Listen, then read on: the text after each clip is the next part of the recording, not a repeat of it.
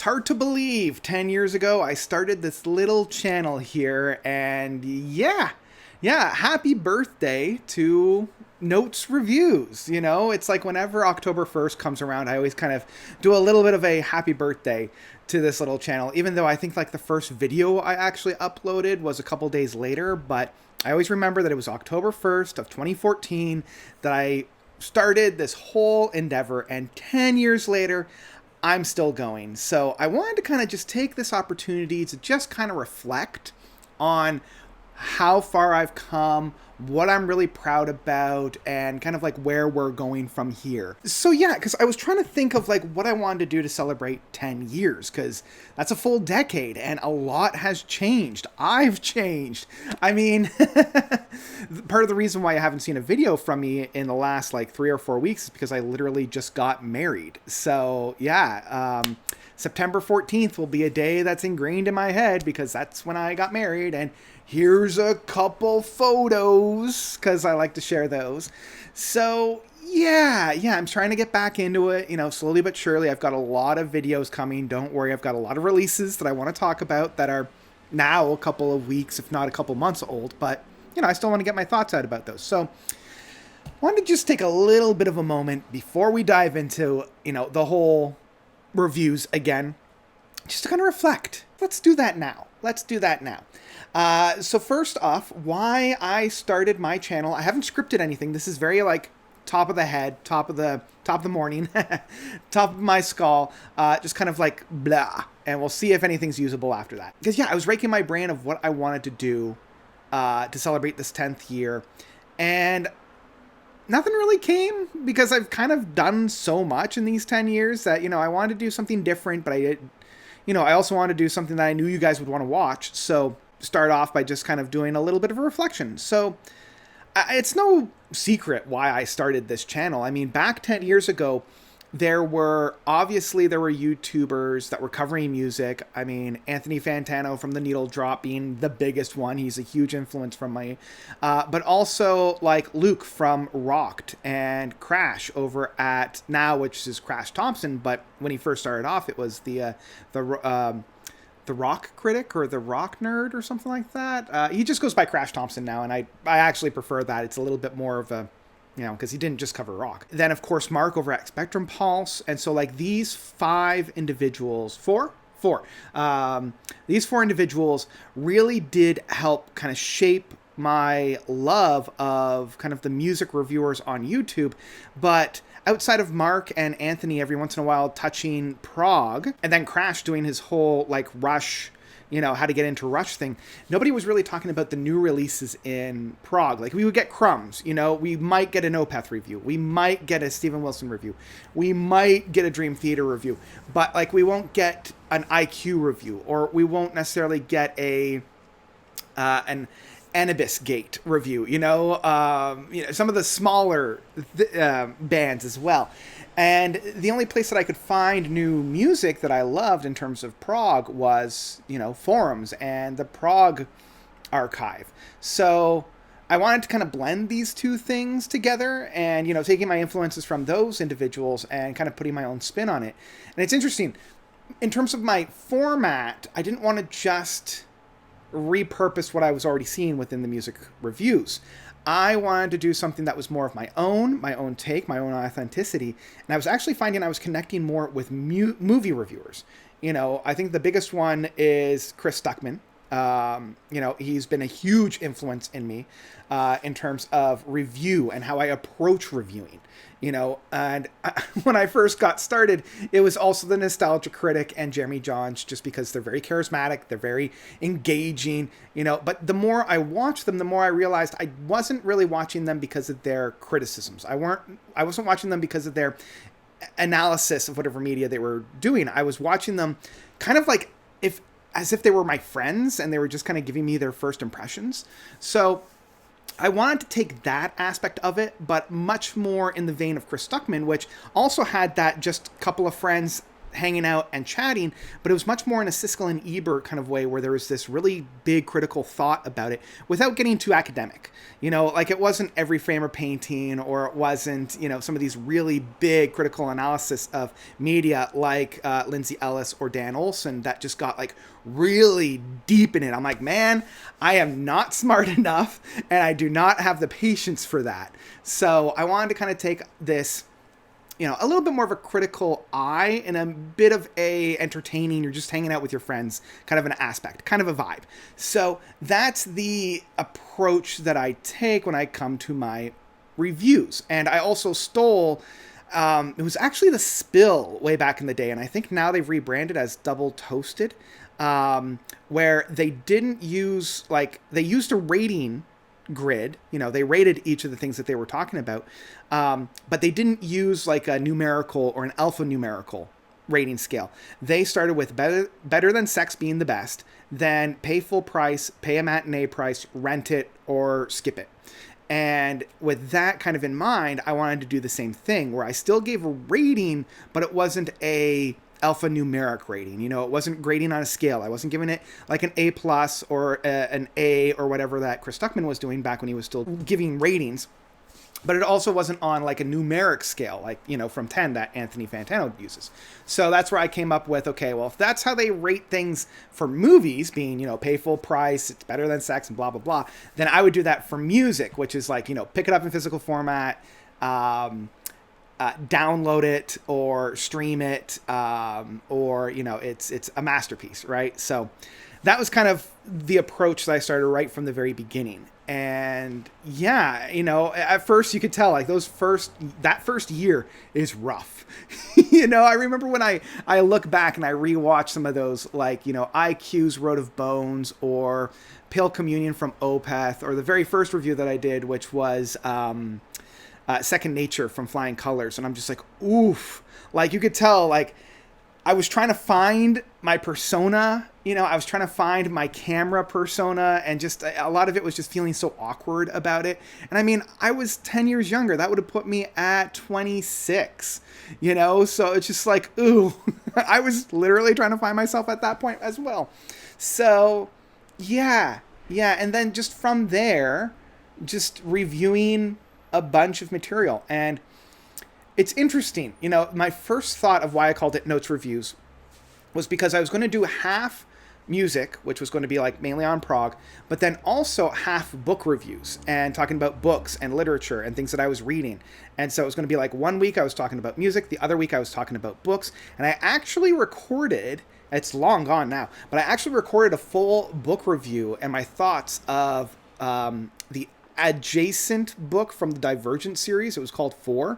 And I had a lot to say about it. So I recorded it and then I started editing it, and I'm like, this might delude my message. This might delude what I'm trying to do. And maybe eventually I'll pick up that ball and run with it. But I also found like I wasn't reading a book every 2 weeks, especially with some of those bigger books that I love to read. Like I love a honker. I wasn't reading enough to provide material for me to talk about. So, and that's part of the reason why I wanted to be called Notes, because notes on like music notes, but also notes as in words and writing of notes, and you're writing notes. And so kind of the double meaning behind the word notes. That's why I named this Notes Reviews and why I keep calling myself Notes. So yeah, that's a little bit behind the scene, parting the curtain and letting you guys come on backstage within this whole production side of things. So yeah. And then since then, like once I kind of put to bed the fact that I'm not going to be doing any like book reviews or anything like that, I just concentrated on the music. And at first it was 1 review a week. And I think I did that for a couple of, for almost a year. And then I'm like, I have enough new music. And especially if I want to cover older tracks, like older stuff, then I want to get into that as well. And when I first started going off, that's when I did a lot more research into who was doing similar things, and some of the people that I loved at that time was like Cover Killer Nation, and I haven't heard anything from him. I know the last I heard was that he had some really bad heart problems, so I hope he's doing okay, because he was a huge inspiration for me. Like I remember his cover picture for the longest time was a pair of sunglasses, because he always wore sunglasses, and it was Grace for Drowning in the one eye, and it was Heritage on the other. And he was mainly on the metal side of things. And at that point, like I loved metal, but I wanted to cover a lot more than just metal. But I do very distinctly remember right when I first started, there was a gentleman who went by the name of Moon Tune. And he also reviewed like The Raven That Refused to Sing and Hand Cannot Erase from Steven Wilson. And just like feeling like there's a kindred spirit. You know, an individual that's just starting off, has a lot of promise, and just kind of, for whatever reason, fizzled out and stopped uploading. And it was at that moment that I'm like, I can't do that. I have to maintain this YouTube channel because he was so good. And I really loved watching his videos.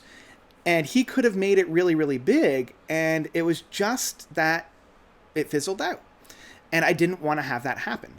And so that was kind of like a little bit of like anti-inspiration where I'm like, I'm not going to do that because I really loved what he was doing. And I'm kind of saddened that I don't get to see him anymore.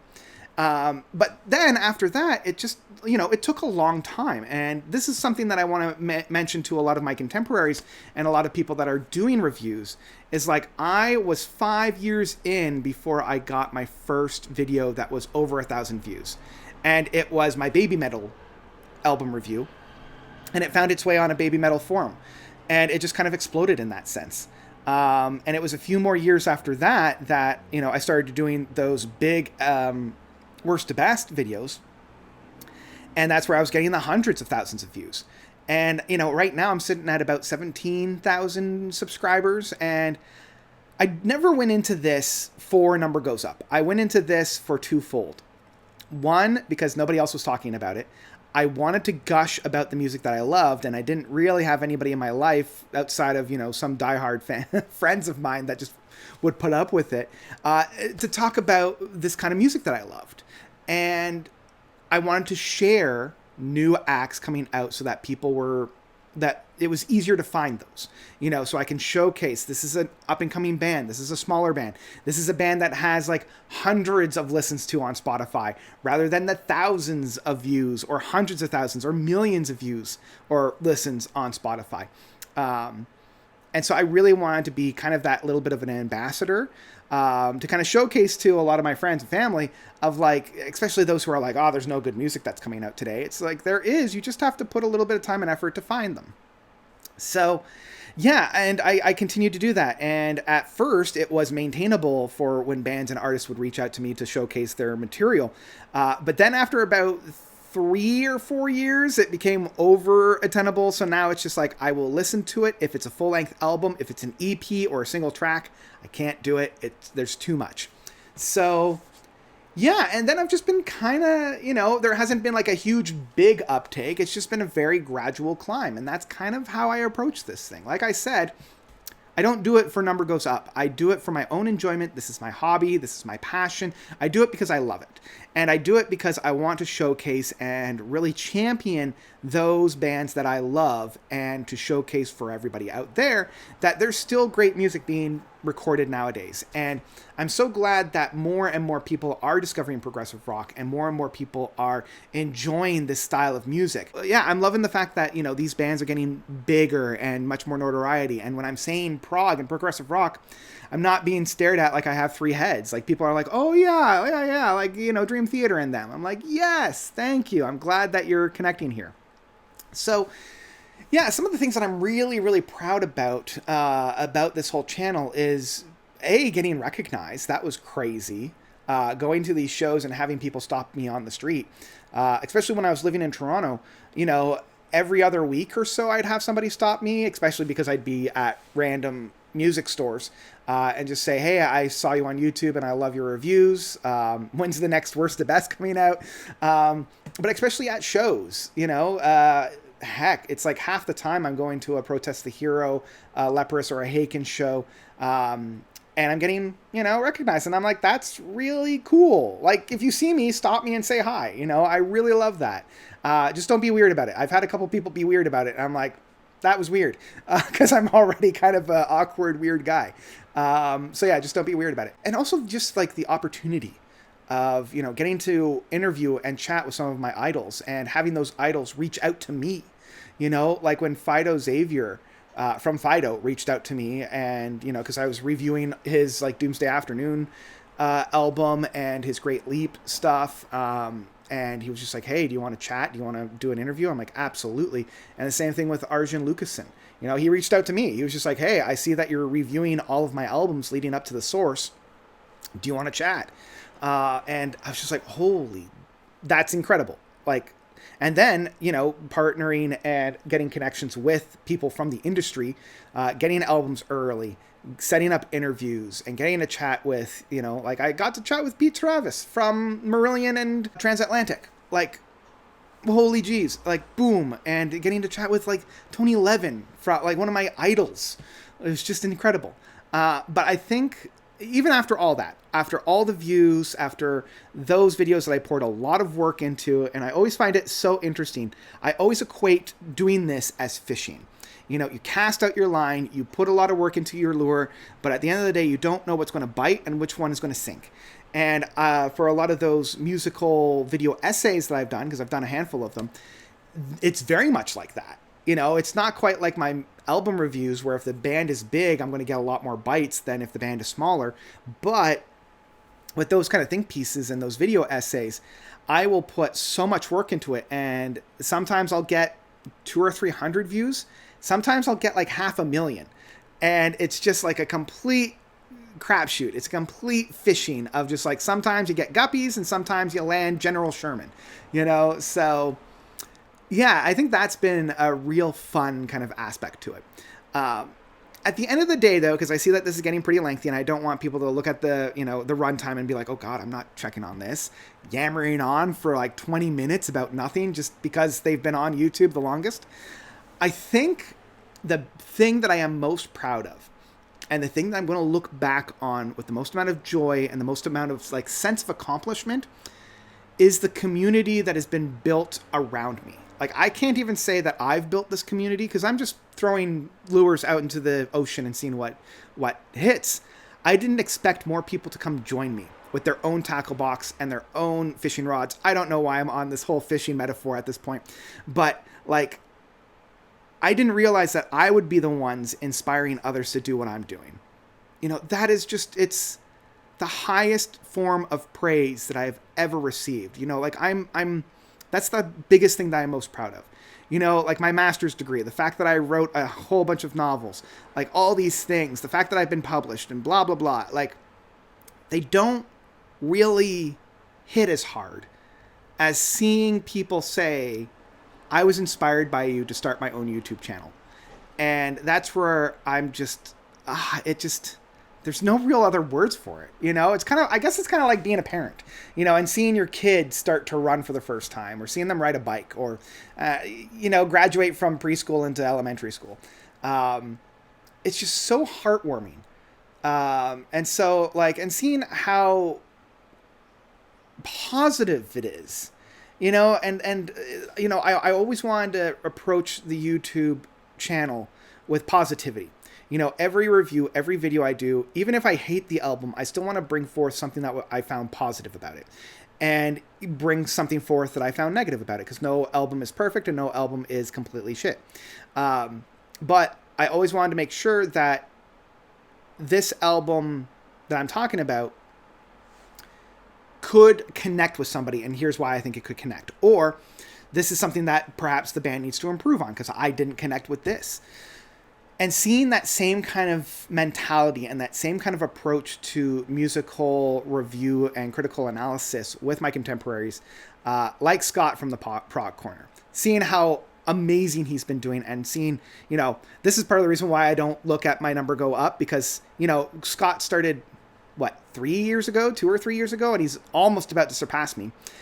Same with Neve, the prog nerd, starting right around lockdown, and her number just soaring. For if that was such a big concern for me, I think that would have impacted me a little bit more negatively than it would have, because, here I was at that point, 7 or 8 years into my YouTube endeavor, and just scratching at any kind of number that I could get and seeing them just fly. But then I get to enjoy and experience their takes, and how it differs from mine and how it's similar than mine. And that trumps any kind of negativity that I would have ever felt. You know, that's why I don't really care about my number going up, because I get to see how amazing these two individuals are doing, and seeing how my other contemporaries, like Matt over at Matt O'Leary, you know, he was one of the very first to come onto the scenes. And that's why I partnered up with him so often, because we have two very different viewpoints in terms of music, but there's that Venn diagram where we do overlap quite a bit. And having him on to showcase, you know, his opinions and his ideas when it comes to music, and being introduced to all these artists that I normally wouldn't have. You know, it's because of him that I love the Deer Hunter and King Giz and Mew and all these other kind of independent jazzy artists, you know. And then seeing, you know, some of my absolute favorite YouTubers now, like Ian over at Rhyme Signatures and Nathan over at Nathan on Shuffle. Like, every video of theirs, I'm astounded. Nathan's positivity and his overabundance of gushing and joy when it comes to this music. It's like looking in a mirror, you know, seeing how much he connects with that music and being like, yeah, I get it. And Ian being so articulate and so like insightful on these. Like, that's where I get my FOMO from. Like, that's where I get jealous. It's not necessarily because of the views. It's like, how can I be this articulate? How can I be this precise in my language? You know, sometimes I just feel like I'm a bumbling buffoon, you know, but seeing him just be so precise with his language and words, it's just like the man's got a mind the size of a galaxy. And just being in awe of both of them, you know, and having our own little tight-knit little group. And then the amount of friends that I've made along the way is just like, that's, you know, they really say like, it's the friends that you make along the way that matters. And it's like, yeah, that's my big legacy on here. I've been yammering on for about 20 minutes now, so I think I'm going to bring this down to a close. I think the last thing that I want to mention is just thank you. Thank you all for doing this. If I'm being perfectly honest, I would still be doing this even if I was only pulling 50 views per video. But the fact that I'm averaging about 300 or 400 views per video, that's not bad. You know, I wish I was pulling more, but I'm also very thankful and very honored that over 200 or 300 people every video I put out will watch. And I mean, just putting that into context, that fills up a very, very large lecture hall. And knowing that I'm connecting with that amount of people, it really fills me with joy. You know, like, again, I don't necessarily care if a video is getting thousands upon thousands of views, or if it's getting tens of views. The fact that it's getting views at all is enough to keep me doing it. Because I'm not going to stop. You know, I very much intend 10 years from now to be making another video like this and reflecting on how much my channel has grown, how much my channel has changed, and also how many more people I've inspired to do what I'm doing. You know, and shouting out all those channels, because I'm sure we'll have a lot more to chat about in another 10 years. So I think that's where I'm going to stop. I'm sure I've exhausted your patience enough right now. So that's where I'm going to stop it. And I keep saying at the end of all my videos, and it feels like a mantra, but I really do mean it. Thank you all so much for watching. You guys are definitely the best. And that's why I keep saying it, and why I keep wanting to drill it down to you. Because you're loving the music that I love, you're grooving to the sounds that I love to groove to, and that automatically makes you the best. And that's why I keep saying it after every video. So yeah, love you guys. You guys are the best. And until next time, because I've got a hell of a lot of videos to go and film, Notes is out.